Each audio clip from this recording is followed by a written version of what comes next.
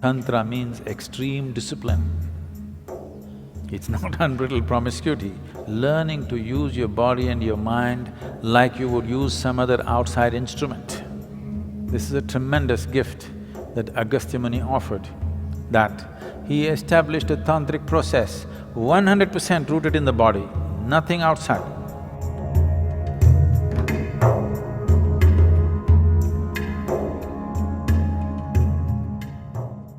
When you say Tantra, one has often heard the term tantric, and and there's various kinds of things floating around about it. Can you just shed some light on what essentially, is there something like a dark arts or what? Most of the existence is dark art. Light is only a small happening in this existence, isn't it? Isn't most of the existence dark? Yes. Light is a very small happening, a very limited happening. If light has to come, something has to burn. To have these lights going, something in this planet is burning right now. You must understand this, ecologically aware people. To have all these dots of light, something is burning somewhere. We say the bulb is burning, that is also burning, but something else is burning to keep this burning, isn't it?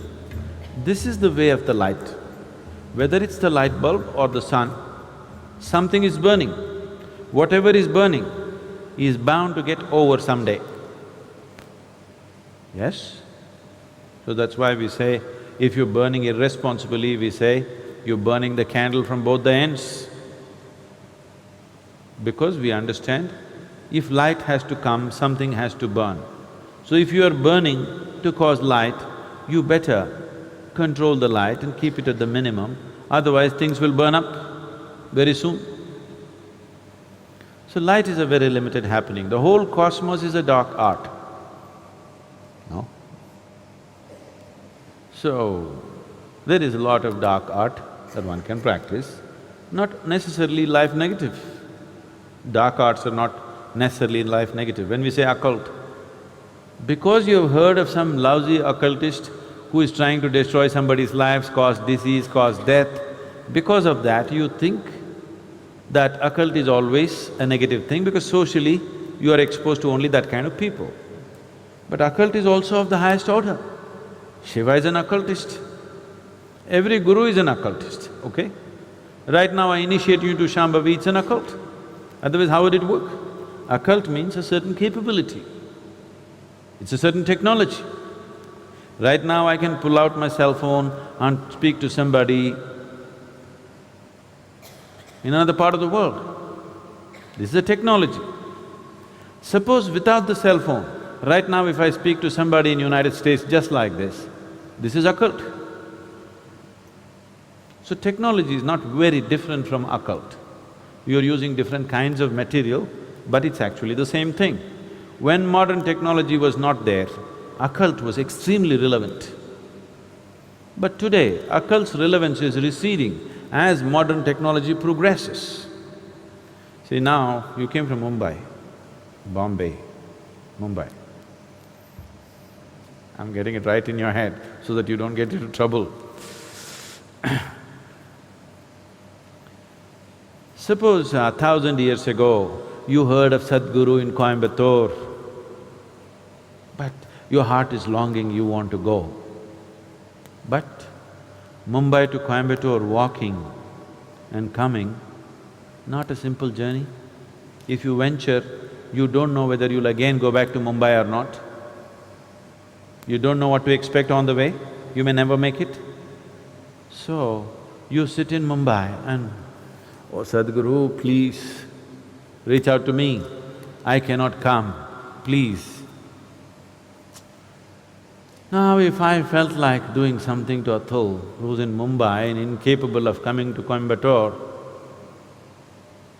then maybe I want to initiate him into Shambhavi in Mumbai. But Atul's mind runs all over the place.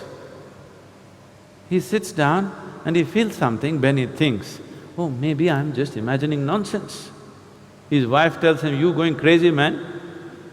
Somebody that you've not seen is doing something to you, shut up and go back to work. He's beginning to feel something, but his logic, his reason, the family tells him, don't be stupid. And then what Sadhguru will do is pick up a South Indian jasmine flower which cannot grow in Mumbai, and Atul is sitting like this, it fell into his hand. Now Atul, now he will sit ready for Shambhavi, to be initiated. Because one jasmine flower was delivered. But today, I would rather call you and say, come, or send somebody with a brochure and say, come and get it here. Or if I want to send you a jasmine flower, I'll use DHL.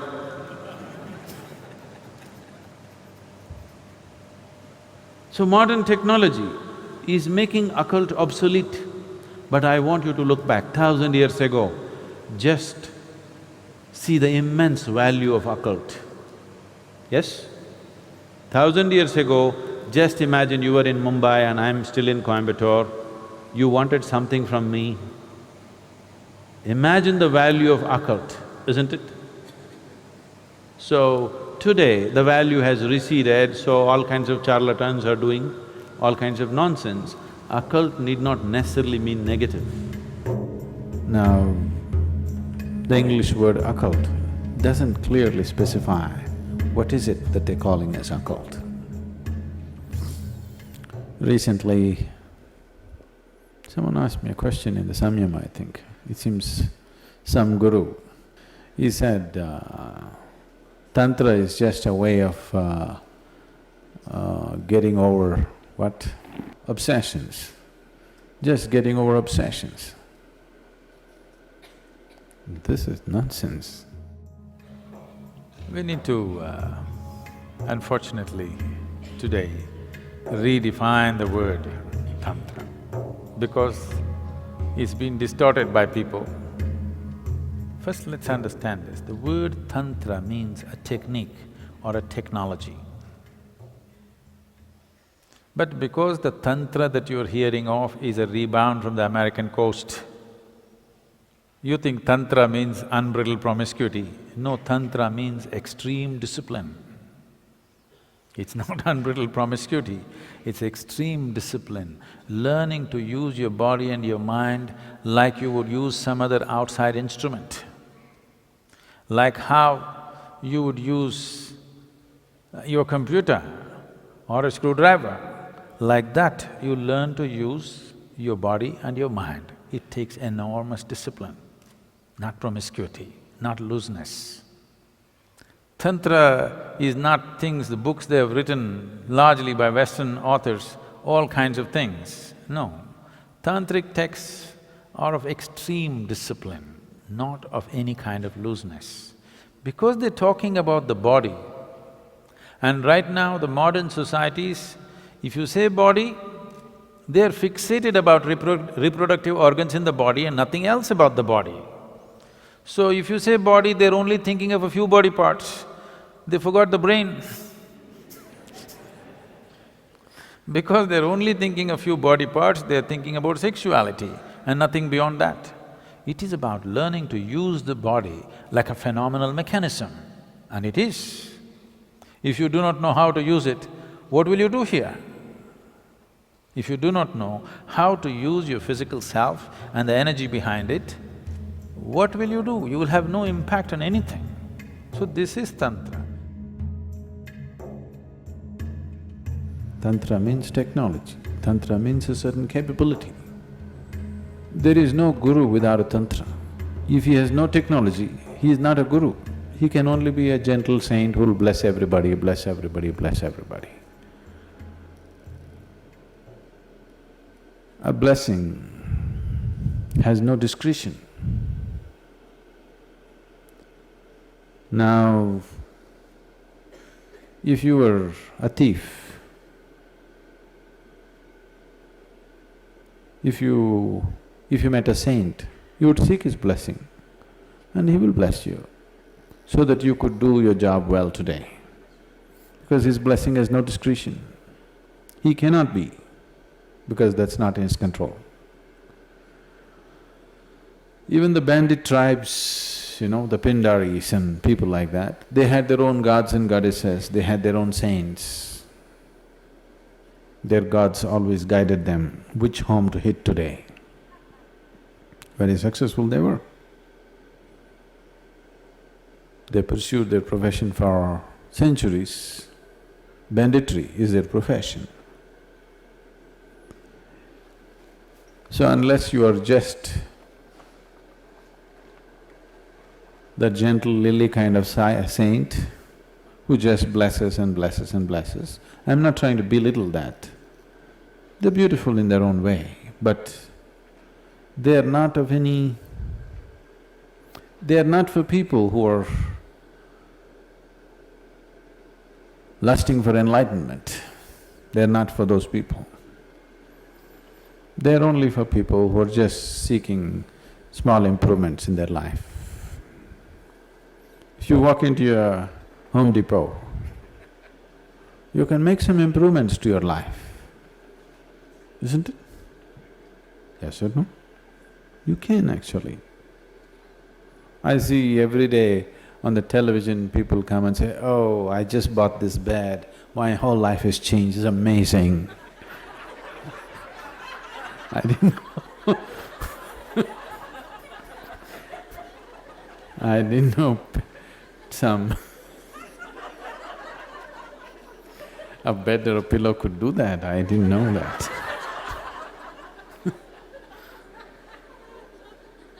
Have you seen this? My whole life has changed completely.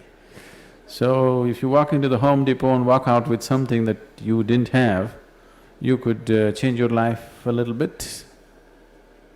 Life-changing, the word life-changing, how much of it changes subject to so many things. What has changed is subject to many things, isn't it? Suppose you're cold right now, you didn't have a jacket like me, and you got one. It's life-changing right now, isn't it? Isn't it so? So is that what we're talking about? If that is so, it is fine, blessing and blessing and blessing. But if you're talking about spiritual growth, reaching to your ultimate nature, what is a guru without a capability? You can't call him a guru.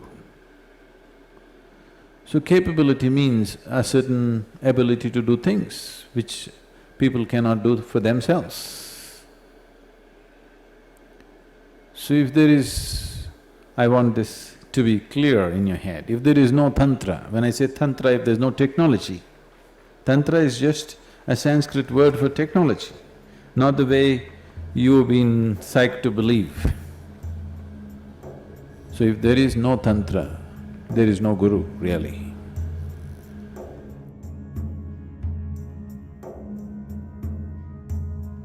Because guru means you have to roll up your sleeves and it's a mechanic's job. You got to fix things. To fix things, you must know what's what. You must have some technology in your hand, and that is Tantra. Is there Tantra in Isha? Very much. All across the board, various kinds. But the significance of yoga is that it is not ritualistic. There are two dimensions of Tantra. One is you use outside material and stuff to do things, which is ritualistic in nature. The yogic Tantra is such that you use only your physical body and the energy system.